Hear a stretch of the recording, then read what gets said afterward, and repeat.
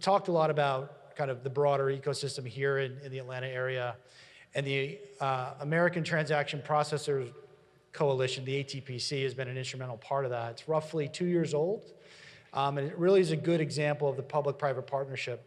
By show of hands, how many jobs do you think are FinTech related in the greater Atlanta area?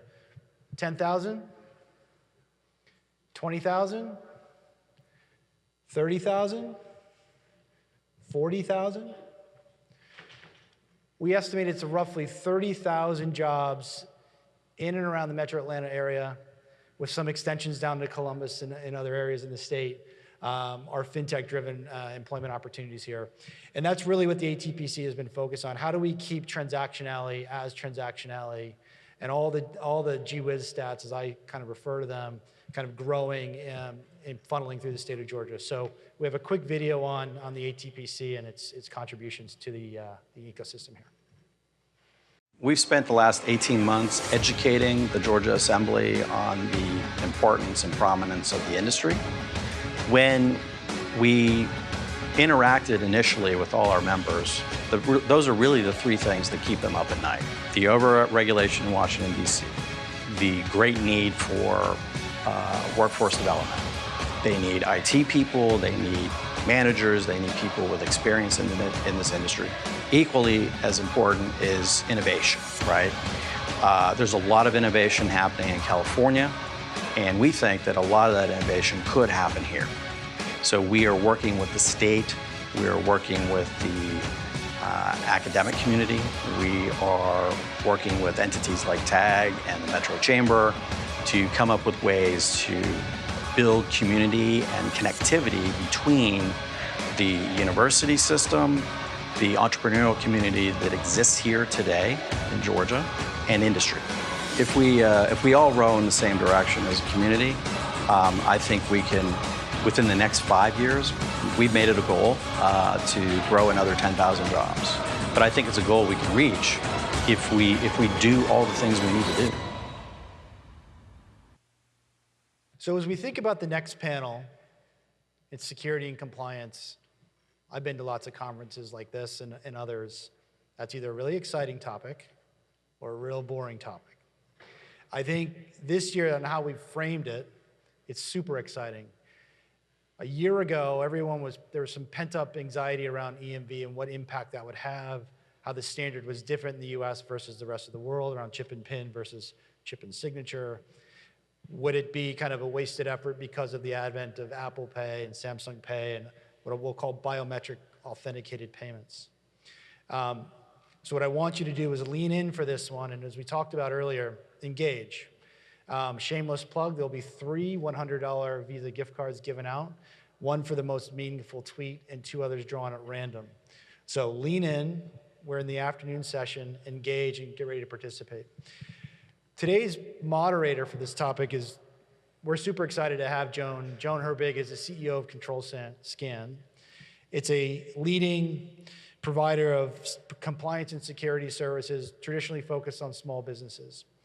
So where Home Depot and Target and Jimmy John's and some of the others that have been unfortunate victims of security breaches, there's lots of little merchants out there that need a lot of help. They don't really understand it. And as you heard this morning, they just want to run their business. So how can we give them, help them improve their security posture and their compliance posture and allow them to run their business? Joan's been at ControlScan in the CEO role since 2007. In addition to leading that company, she's also a leader in the industry. She sits on the board of TAG. She sits on the board of the ETA. And she's an active contributor in WNet. So with that, I'd like you to join me in welcoming Joan Herbig and her panel to the stage.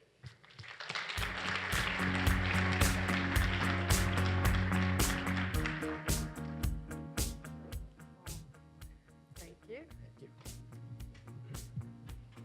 Great.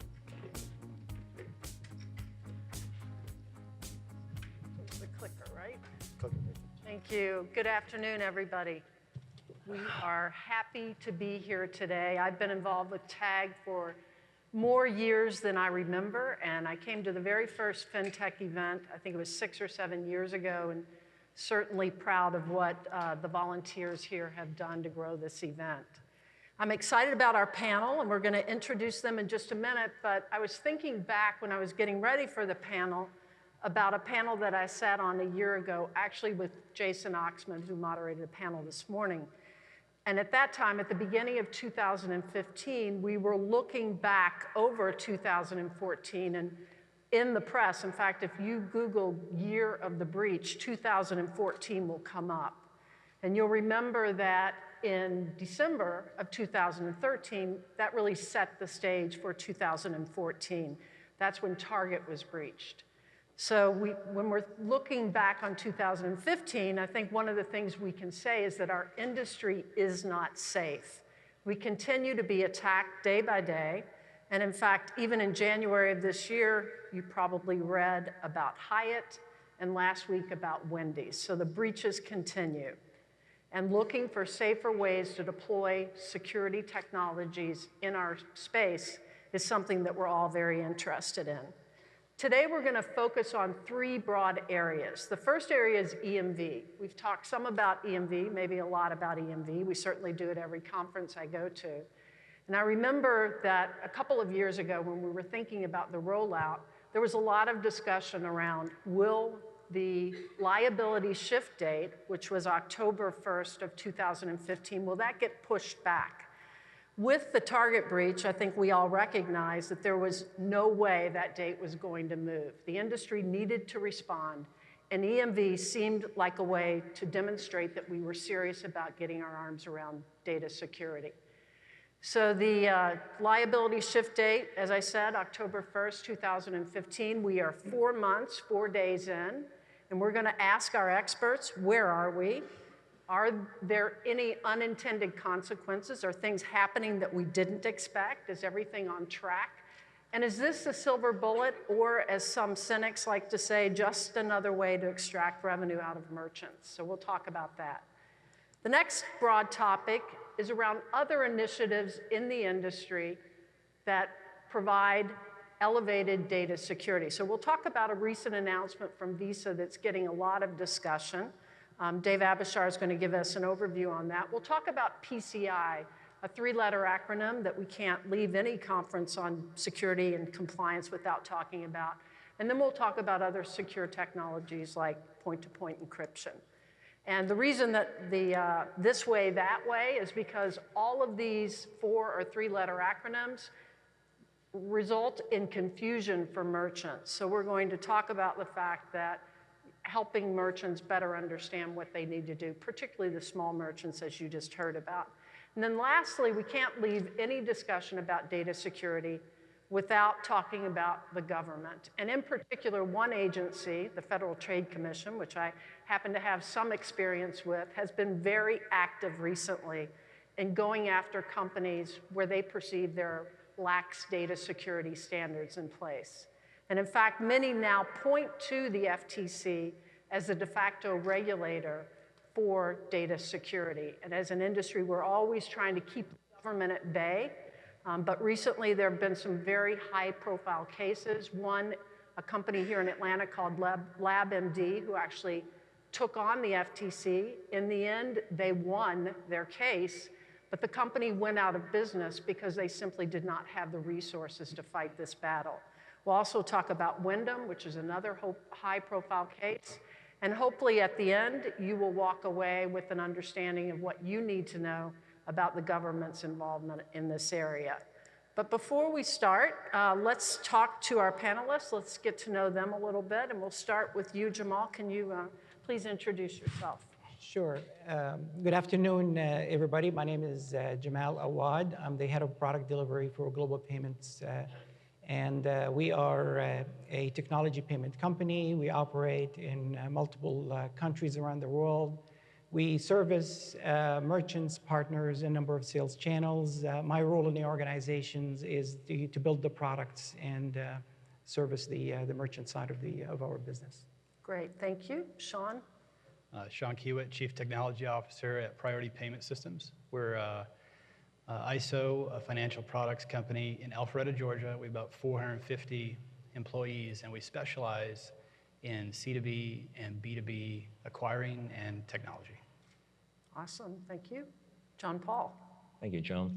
I'm Jonpaul Leskie. I'm COO of Banyan Hills Technologies. And just a little quick background. I just joined that company about a year ago, but my past history is I was in technology for 35 years at large corporations, and then I decided to get into businesses, small businesses as a merchant. I own 7 different businesses, and then being in the business and understanding the payment processing and understanding the security issues we were having with payment processing, I decided to open a consulting firm to address those issues.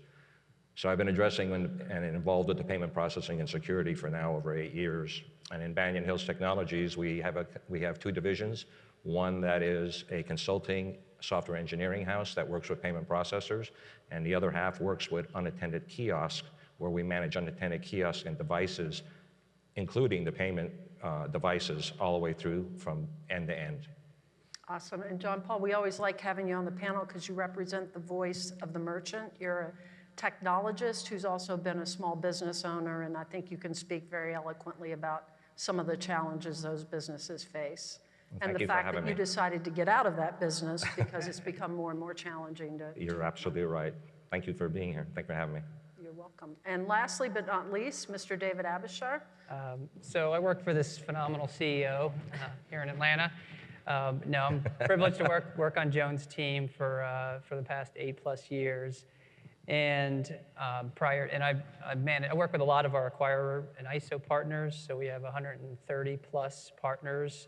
So from being in product strategy, which is my focus, stay very close to our customers, to the market, and keep a very broad view on things and how we can continue to add value and educate our partners and the industry.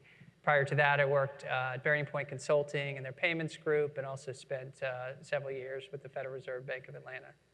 Awesome, very good. So we're supposed to make this exciting and interesting because it's 2:30 in the afternoon. We're gonna start with a question, I believe, which is EMV a distraction from true security concerns or an opportunity to increase security? So one of the things that we definitely know happened over the year 2015 is we spent a lot of our mind share in this industry focused on this rollout, and some believe to the detriment of really advancing security. So please vote now. Was it a distraction or is it an opportunity? And before we get the results, we'll talk a little bit about EMV, and I'm going to start with you, Dave. So the October 1st deadline is passed. Where are we in terms of this rollout? Yeah, so I guess the first thing is, this isn't a big bang endeavor. I think the media really hyped it up leading up to the October deadline. And I mean, this is a journey. It's going to take a number of years to reach critical mass adoption. But as far as the question, where are we? I think, and the progress we've made, I think it depends on who you ask. But I think on balance, the industry is making measurable progress. The NRF, I think, at their event a couple weeks ago, reported 8.5% of retailers are now EMV enabled. Visa has a more optimistic data point. They just reported last week on their earnings call. So they said 40% of their volume is now flowing through EMV-enabled terminals, and 20% of the actual merchant locations. So it's on its way. There's definitely still a lot of challenges in the industry. There's still a big bottleneck in certifications. Some processors actually still have not enabled EMV downstream to their merchants. They're still working on some final testing. So there's definitely still some challenges. The integrated point of sale area is one that's lacking, and also we'll get into the QSR space. There's a lot of apprehension there. Good. Jamal, would you like to comment a little bit about where global is in the process? Absolutely, and I would definitely concur with David. I mean, given what we've seen in the United States, this is really no different than what we've seen, based on our experience in other countries. It is definitely a journey, as David said. I mean, the last country was really to migrate, for example, was Canada. It took them 4 years. At the end of that migration, if you look at the goal, what EMV really wanted to accomplish as far as cutting out the counterfeit and stolen cards, impact out of, fraud out of the system, they definitely did that. They dropped their fraud dropped 90% out of this. So for us, really, we've had a great deal of experience in this, given the multiple regions that we have done around the world. This was just another project, for us, which it completed. We're rolling out merchants at this point in time, and we're gearing up for more merchants, obviously, to come, and software providers, as well as sales organizations that need to get their projects done as well. Sean, from your perspective, any unintended consequences that you've seen? I've heard things about chargeback issues. So can you comment on anything that you've perceived there? Yeah, from the acquirer's perspective, we've seen a lot of unintended consequences. I would highlight two that are concerning to us at the moment, and they're relatively new. The first is what we call ICB, or internal or inside chargeback threat.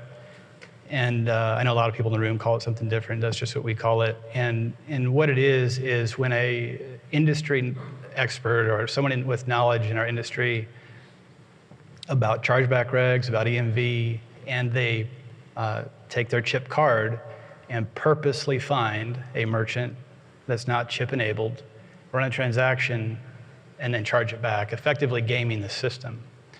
And I had a call last week with a merchant. He's like, well, I got this merchant, or a customer comes back every couple of weeks, buys stuff, charges it back, and I don't, I've got the signature, and we're explaining to him, like, well, you got to upgrade your equipment. And I think that's the issue that we've seen, is that the unintended consequences, that regulation was put in as a hammer to get merchants to adopt EMV, but now that the deadline's passed, now this chargeback rate is starting to rise. And so it's causing expense for the merchant, it's causing expense for the bank. And from our perspective, we don't turn on a dime with equipment. The merchant, that costs them money to retool. And so we've got this kind of flux zone where it's going to take a minute to retool, but now we've got this increase in fraud coming through the system. And then the second one I'd mention is just the education. And I know that's been talked about today, but we get tons of phone calls from merchants, and they're like, yeah, I don't need to do EMV because I'm PCI compliant. Yep. Right? Or they'll be saying, I don't need to do PCI because I have an EMV terminal now. And so I think that unintended consequence was this good thing of EMV security, this good thing about chip, is causing some merchants to abandon another good thing in PCI. So those are two I would highlight as concerns going into 216. Good. Now, Jonpaul, you have some experience in the QSR space, and I saw a tweet. In fact, Dave sent me a tweet last week from a Wall Street Journal reporter who said something like, this chip card stuff is way too hard. I'm moving to Apple Pay. So what are your thoughts about EMV in the QSR space and the adoption there? Well, the adoption, Joan, in the space is very slow. If the only way that they're changing out right now is if they're changing the equipment out and getting a new POS system, putting new equipment in, they'll do the investment of that. But they're also making sure that they could take the contactless as well as the chip. Mm-hmm. But the issue, there's a couple of issues. One of them being the slowness of EMV right now. And I think we all could experience it when you go in and you watch people put the card in, take it out, put it in, take it out, don't take it out. But put all that aside, okay, and let's just say it works smoothly, that the people know how to use the card. It's still 20 to 30 seconds different and takes longer. Now you may say, well, what's 20 to 30 seconds? So we recently did a study on a franchisee and put in an EMV terminal at a drive-through window. Mm-hmm. Now in the QSR business, drive-through is very important. It's a measured KPI, and that's measured every day, speed of service. And you all could relate, you don't like sitting in a drive-through, more than a minute, more than 2 minutes, like, what's the problem? So now we put this EMV terminal in, and we're going to test it for 30 days. Mm-hmm. So we tested it for 30 days, and we found out, based on historical transactions at that window, we were losing 4 transactions a day by using the EMV machine. And that's us taking the card from the customer and putting it in and pulling it out. Okay, so you may say, oh, well, what's 4 transactions a day? Well, the average ticket at this fast food restaurant is $6. Now, I don't know why they picked this, because I have never gone through a restaurant that had a $6 transaction fee, but it was $6. So if you take $6, right, times 4 transactions is $24. So again, some people might say, well, what's $24? Well, this franchisee owns 350 stores. That's $8,400 a day that he is potentially losing. Multiply that by 364 days a year, it's $3.057 million a year to put EMV in.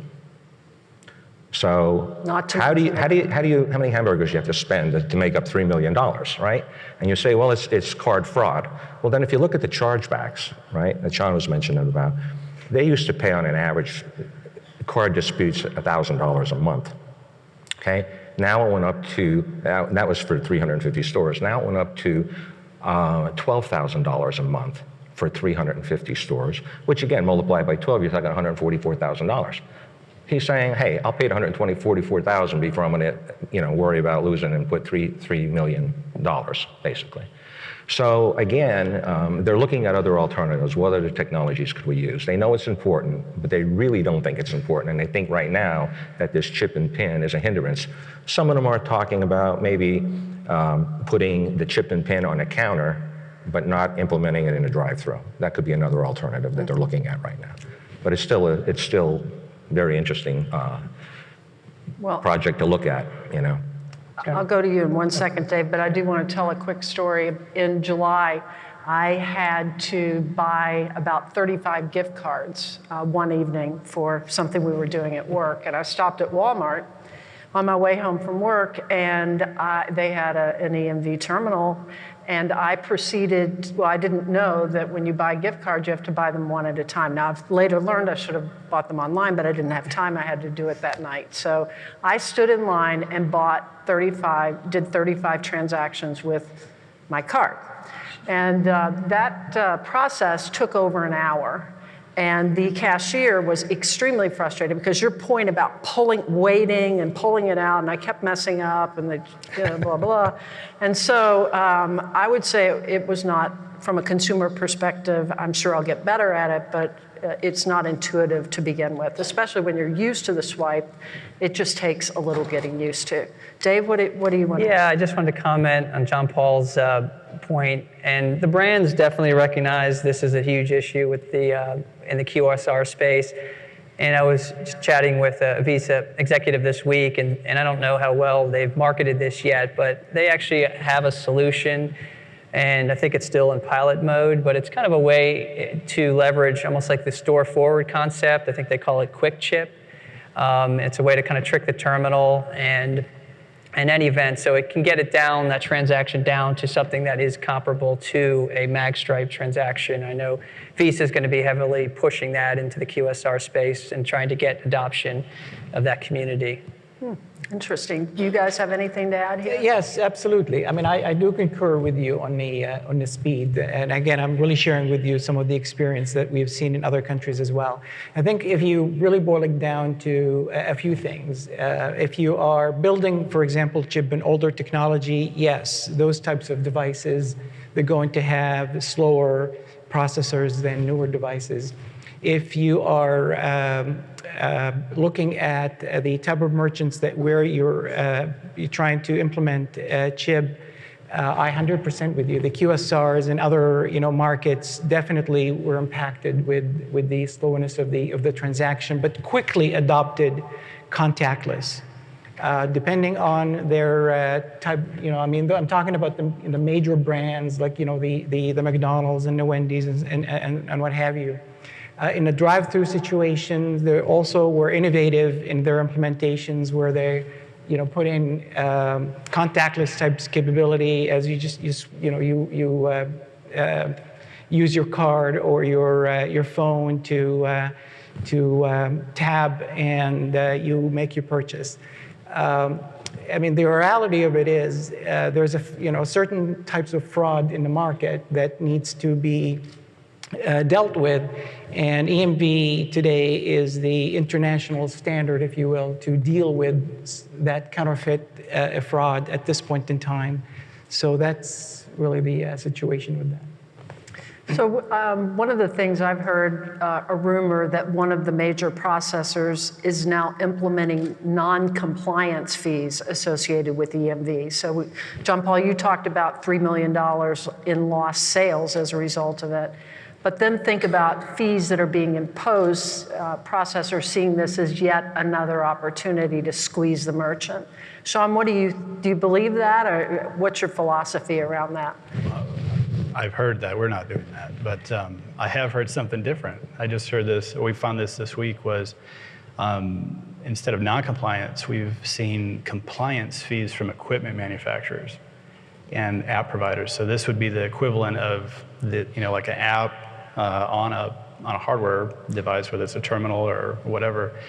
Normally, in the past, we buy it, right? Pay a couple $100 for a terminal, drop it on the counter, and that's it. But they're basically coming back saying, no, we're going to charge you maintenance on that, maybe 50 cents to $1 a month, because we have to keep the terminal certified. We've got to, it takes effort to certify all this stuff and keep it in right form. And so we've seen that coming across. So that could impact processors. I wouldn't put it past processors to make it a money center. It's certainly not our objective, but that's interesting. One other point, Joan, there's another issue when we're talking about merchants, but I just want to share something about unattended kiosks. The issues that we're having with unattended kiosks, because you go up and if you notice now, you go to the airports and all the vending machines, right, have terminals on, and a lot of them are putting EMV in. But when it comes to a rental machine, like a DVD rental machine, when you put that card in first, it's recognizing you as card present. The second time, though, but if you went, Joan, and rented a movie, and you put the card in, you take it home, and you forgot about it, and you didn't return it in a couple of days, right? They want to go and they want to get a recurring charge on it, right? So now the kiosk owner, they will go back and they will try to charge card not present. If they're not accepting a card not present, that person's losing money. I have a customer who has 100 kiosks and has lost $89,000 because they couldn't do that second or third transaction because of EMV. So until everybody adapts to it, there's another hole in the system that we have to start looking at. Good. So let's talk about the topic of the mind share and how much time and energy we spent last year and even the year before thinking about this rollout. Are we beyond that? Are you guys able to think about things beyond this in terms of secure technologies as we go into 16? No, I would say 2015 was the year of the terminal. Merchants basically swapping out terminals for EMV compliant terminals, but I think 2016 is going to be largely VAR ISV markets. They, for the most part, haven't upgraded. And so I do think you'll see a lot of that in 2016 where they're pushing through, either unattended or they're doing pay the table, things like that. So I would imagine it's going to take a little bit more of our time to get it rolled out. Yeah, absolutely. I mean, we're just starting. And to David's point, this is a journey. It will take some time for the market to terminalize. And I think if you look at the merchant segment, we need to look at it in the smaller merchants who are today will be upgrading, in a easier fashion, in the sense that you swap that device with an EMV capable, device, and they get a nice shiny, terminal that does Apple Pay or contactless. But there's also the large merchants as well that own their equipment, they own their software. That definitely, those projects are going to be bigger. And in 2016, we're also thinking about the oil and gas market, the petroleum, whose liability shift happens in 2017. So that segment of the market, they're also going to be, preparing for that liability shift and the work that comes along with it as well. So we will see more deployment to happen both on the card side and on the terminal side. Good. All right. Well, let's see how the audience responded to the question. And it looks like most people, not most people, but 60% see EMV as an opportunity, while right around 40 see it as a distraction. So I don't know. I'm not overly surprised by those results. Are you guys? No. No. All right, well, we're going to talk now. We're going to turn from EMV and talk a little bit about other initiatives that are underway, because we all know EMV is not a silver bullet, so there are other things as an industry we're working on. There was a very interesting bulletin that came out that's causing a little bit of turmoil, and I'll turn to the smart guy on the ControlScan team to give us a little bit of an overview on this Visa bulletin. Sure, Joan. So in late October, Visa issued a bulletin around small merchant security program updates, and there's 3 parts to the announcement. One is that they are requiring, as of January 31st of 2017, level 4 merchants, which represent 97% or so of all merchants out there. It's based on transaction count. So as of January of next year, they're going to have to validate compliance. Everyone's had to be compliant for a number of years, but it's always been up to the acquirer whether they choose to enforce validation on those merchants. So as of January, they will. The second part of that announcement was they're extending their TIP, their Technology Innovation Program, which is an incentive to recognize the efforts being made by merchants to adopt secure payment technologies. So if you adopt point-to-point encryption or EMV, if 75% or more of your transactions are flowing through EMV-enabled equipment, then you could be eligible for waiver of PCI validation. And then the third part, which has probably got the industry in the most really challenged to figure out how to dutifully implement or adhere to the requirements, is around QIR, which is an acronym that the PCI Council has, a qualified integrator reseller. So these are the individuals or the companies that are going out and implementing point-of-sale software, these systems you see common in restaurants, in the retail space. So this has been a big gap in the industry because the vast majority, Visa says over 85% of the breaches have happened around insecure implementations of point-of-sale software or insecure maintenance of them. So Visa is trying to bring these integrators who no one really has a good handle on in the industry. The acquirers typically don't have visibility into who merchants are working with to implement this software. They haven't been on Visa's registered list of service providers. So this is an effort to kind of self-regulate. Visa acknowledges that this is a gap in the marketplace, and they're going to require, as of January of next year, for the level 4 merchants to use only validated, certified integrators, resellers to do installation and maintenance of their point of sale. So that's a big deal.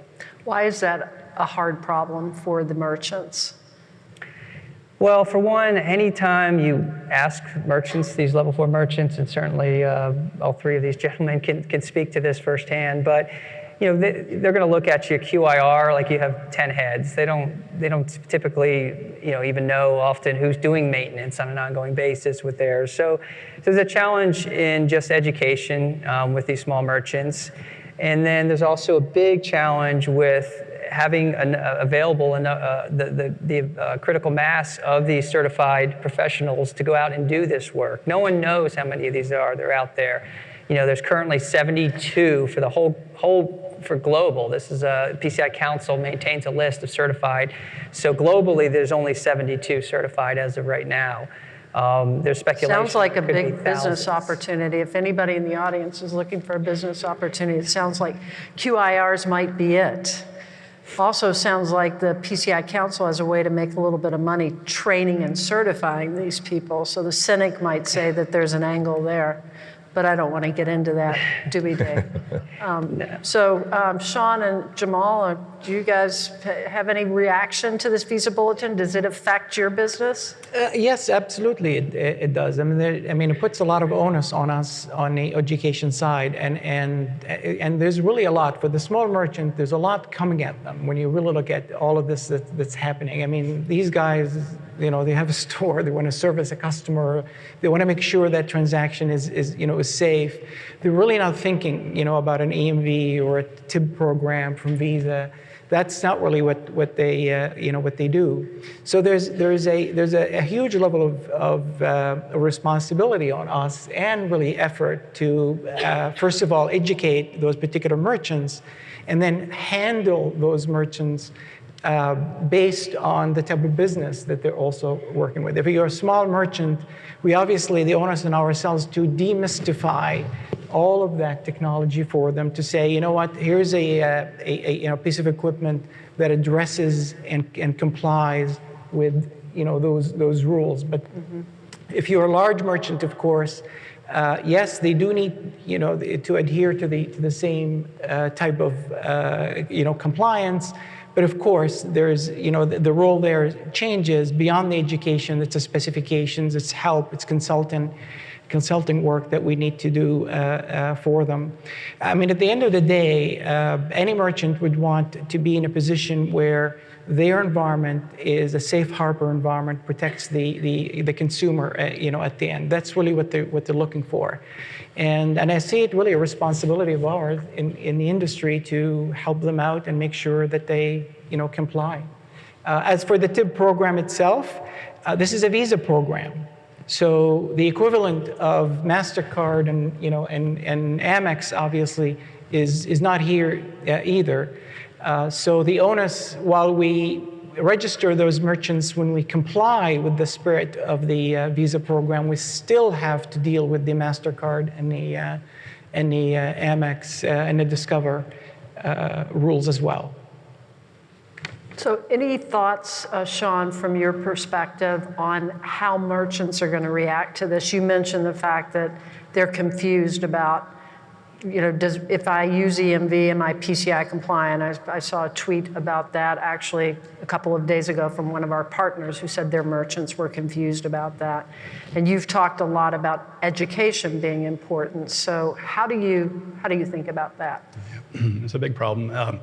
And our industry doesn't help our industry when, we have well-meaning sales reps that sell an EMV terminal telling our merchants that they don't have to be PCI. Right, and so there's a lot of it that we kind of harm ourselves. So actually Visa making this announcement and tying PCI and actually using a carrot to say if you use 75% of the transactions go through EMV, you don't have to validate PCI, sort of makes you think they're somehow related. That's right, and I do think our merchants are very hungry for a silver bullet, as you call it. Mm-hmm. They don't, and I would say we've reached a point of saturation in our industry with our merchants where, 10 years ago it's PCI, and PCI will make you secure and put you in safe harbor, and then, okay, so I'm secure. Now you're telling me I have to have EMV. Well, why? I'm PCI secure. Well, okay, now let's do EMV. Well, EMV is not enough. We have to have P2PE on top of EMV, and we have these, the merchants really at this point are saturated with, look, just figure it out. Give me a solution that works, and I don't have to do all this stuff. So, I really hope our industry takes that seriously and develops a product that, provides that availability and stability and security for our merchants. That said, educating our merchants happens every day, and it's explaining to them, and Jamal hit it right on the head, they really don't care. They want to do their business. They want to run their shops. But obviously, when they get breached, it comes back to the bank. And so it's in our best interest. We have to work together to get merchants educated on the program, but also give them product sets that lowers the burden of education. Right. Jonpaul? Well, as a merchant and being in the technology business, I've been an advocate of saying there needs to be more certification and education. And I kind of applaud the QIR document, although I don't think it's enough. I don't think we're going far enough. And the reason I say that is that, we talk about EMV cards, and if you look at how all the breaches were these last couple of years, they're not necessarily from the card machine, they're getting in back doors. So when you look as a merchant and you go out and you have a vendor that you hire that comes out and they put in a POS system into your store, and that customer or that vendor had to be PADSS compliant, their application to put it in, so they come in and they install it. And as you talk about the merchants, they don't understand it, they just want it to work. And they say, oh, I'm compliant, good, I don't have anything to worry about, okay? But what people have to start to realize is based on this Internet of Things and all these devices now connecting to their stores. So, for an example, if you put in a security system, the store is going to say, I need a security system. Well, that comes in and it's hooked up to what? The internet, which is connected to your router. And now you have a broadband connection for your security system, which is tied to the POS. Then somebody might come in and say they want to put a kiosk in their store, or they want to put an energy management in their store. But all of the devices today, as you know, and you could relate to this as a consumer, just like in business, they all plug into the internet. So now what happens is that who is managing all of that for that merchant? They're not compliant anymore. Who's doing the administration? Who's doing the network segmentation? Who's making sure that the security cameras are segmented off the network? Who's doing all of that? So under this QIR, right, for the certification, these vendors should have that ability to do that. But then who's going to manage it on an ongoing basis? I think managed service providers need to get more involved with it. Because I see a lot of merchants going, like you said, I just want this taken care of. You know, I'll pay $100 a month, just make it go away. And so I applaud this effort, but we have to continue to push that because it's more than just swiping a card or EMV. It's the whole operational package of operating and making that business secure. Yep. One of the questions that we often think about is what happens with PCI. So the fact that you put point-to-point encryption technologies in place and your validation requirements are lessened, and we also see, and you'll talk about, I'm sure, in some of the cases with the FTC, they're now pointing to the PCI DSS as the baseline standard. So PCI served a great purpose in our industry, and it continues to get more refined and certainly better. But what happens to it over time? Anybody want to opine on that? I'd be happy to start, and please jump in. Yeah, I mean, the PCI standard will continue to evolve to reflect the risk landscape. I think there's going to be, as the car brands continue their push for dynamic data, I think utopia is when every transaction in every channel is dynamically authenticated. So that data is therefore completely devalued and cannot be replayed through any other channel. I think that's utopia. I don't know that we'll see that in our lifetime, but I think there's certainly progress being made. For sure. So I think the standard will continue to evolve. I think there'll be a heavier concentration on those that are holding that data, whether it's token providers or others, or that are, as we get that toxic data out of the merchant environment is ultimately the goal. So I think that the PCI as a consortium will continue to stay relevant for the foreseeable future, just in different shapes and forms. Anybody else? You know, I don't know if, you know, there would be a day where the PCI will go. I kind of, you know, the analogy, when I look at it, it's like you're really healthy, but you got to go to the doctor to get that check, you know, to make sure that you are. So even when you secure through multiple means that we're talking about here, somehow you need to know that you are still, you know, secured, and you know, whether it's through a PCI scan or making sure you don't have any intrusions into your networks, or your technology is secure. So that's really how I view it. I really don't know if it will go away, but hopefully it will get less intrusive along the way. Probably not in our lifetime, right? So I'm going to turn now to the government, because I love to talk about the government. And we have a question for the audience. Should the government have a department responsible for overseeing data security standards? Yes or no? Should the government have a department responsible for overseeing data security standards? And while you're answering that question, let's talk a little bit about the FTC and some of the recent cases. Dave, give us a quick overview on that. Sure. So, I mean, the FTC has been very interested in this kind of being the de facto regulatory body or police of data security from the perspective of, you know, they view it as it's damage to the consumer, and they view it as it's deception if you're out there saying that you've got in your privacy policy or terms of use that you're properly safeguarding the data, blah, blah, blah.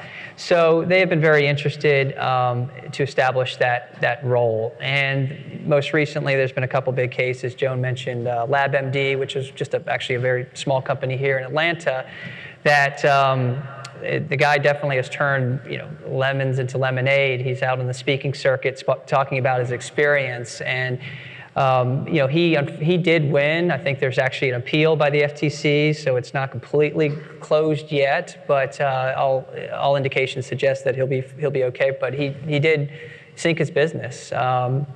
So the Wyndham case is another one. That was a highly contested case for several years. Wyndham really pushed back. At the end of the day, they lost that. So as Joan said, that is the first time where they've actually, in the settlement, they referenced PCI. And so they've got a number of years where they need to comply to an audit. They also established reporting requirements on the franchisees, which is the first time they've done that, which is going to be very onerous for them. So it's a big deal. They even issued a press release reaffirming their role as the police for data security.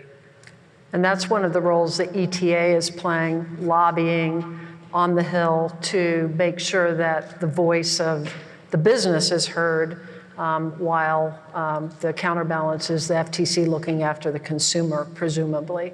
So any thoughts on the FTC's involvement, government's involvement, and how that impacts how you think about helping your merchants?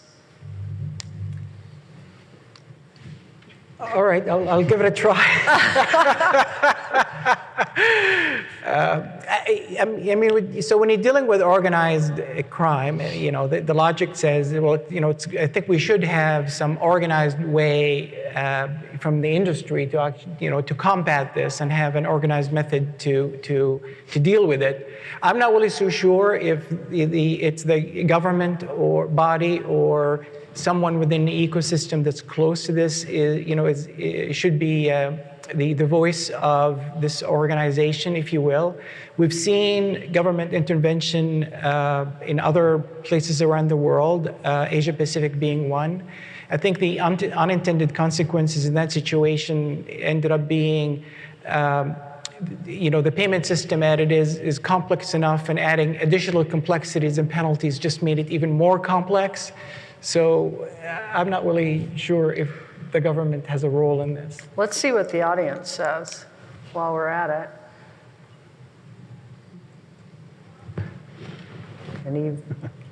Well, we'll wait. Sean, do you want to comment while we're waiting for the audience? Did anyone respond? Sure. I think that Jamal is exactly right. I think our industry has to have a leadership role in security. I think PCI has been great. It has highlighted a lot of things that that we have to know as security practitioners of how you run secure shops, how you do things. So it's in my mind, a great tool for our industry. It has to keep evolving, though. I think, maybe a surprise to everyone in the room that merchants lie on the SAQ. It happens all the time. And really? Yeah. So, we're in this weird situation now where we're kind of put in harm's way as the bank. So if I agree that the merchant says they're PCI compliant now, that merchant's making an attestation of their security, right? And so if they get breached, whose fault was that, right? So am I culpable? Do I have something there? And I think that's where FTC, that was real interesting on the Wyndham case, was they're saying something very specific, that you're representing that you're secure. You're representing that you've got a policy and you do all these different things. And it turns out you got breached. So you couldn't have been both. Now we know that that's a very slippery slope because the attackers are just far ahead of the defenses right now. So you can have a situation where you check all the boxes but still get put into a legal environment that the FTC is on top of you, and they have unlimited resources and funds. So, it's something that we've been watching, and we have to take it seriously. But I do think I'd prefer to have our own governance as opposed to our federal government. Well, you do know the Office of Personnel Management was breached, and that's a government agency, 20 million records, 5 million fingerprints. So they're not necessarily How many breaches had the government had this year? Exactly. Jonpaul, last word on that? I was just going to say, how many breaches has the government had this year? Okay, and when they get their house in order, then maybe I'll think about it. Very good. Well, the audience tends to agree. Looks like most of the people believe that there should not be a department or agency focused on overseeing data security. So as we close out here, I'd like to ask one final question, and that is if you could offer for the audience one thing that they should take away from our discussion today, what would it be, Dave? Well, what I would say is just maybe everyone in this room is obviously more well informed of our space and the movement toward secure technologies and the chip and all that. So I think everyone in here, not just from where they sit professionally, but just personally, could all help move the industry forward just by educating your neighbors, educating the cashier. There's a lot of concern about these wallets, these different mobile wallets, which if you really look under the hood, they're very, very vastly more secure than an actual card. So that's all I would just suggest, is that encourage everyone to play a role in helping move the industry forward. Good. Jonpaul? I would say, learn the technology, just delve into it, understand it, put yourself in a merchant's position, understand how much money they make. Their margins are small, they're trying to run a business, we're applying different fees, but try to get educated on and looking at it from their perspective, and then educate them, help them, and I think we'll all be in a better place. Sean? Yeah, I couldn't agree more. I mean, the merchants are our lifeblood. They're our customer, and when they speak to us, they're telling us the same story over and over again: is, hey, I'm trying to run a business, and you're making it harder. And I want to be secure, and I don't want my customers to be harmed, but at the same time, I only have so much cash flow, I only have so much time in the day. So I totally agree. By training people, and education is the power to change the world, and it can change our world for our merchants. And if we can, stop selling things that aren't real, stop selling things that don't solve problems, the industry, we all win. I would say if you are a merchant, if you are a software developer, if you need help, lean on your acquirer. This is what we're here for. This is what we're supposed to be doing. We're supposed to be helping you. We're supposed to be making it easier for you. And if there's any other time that you need help, this is it. So absolutely, lean on your acquirer. Let them help you. Great. Well, we are at the end of the panel, and I think we are running a little bit over. So if you have any questions for the panelists, we'll be around after. And I want to ask for a round of applause for these experts. And thank you all very much.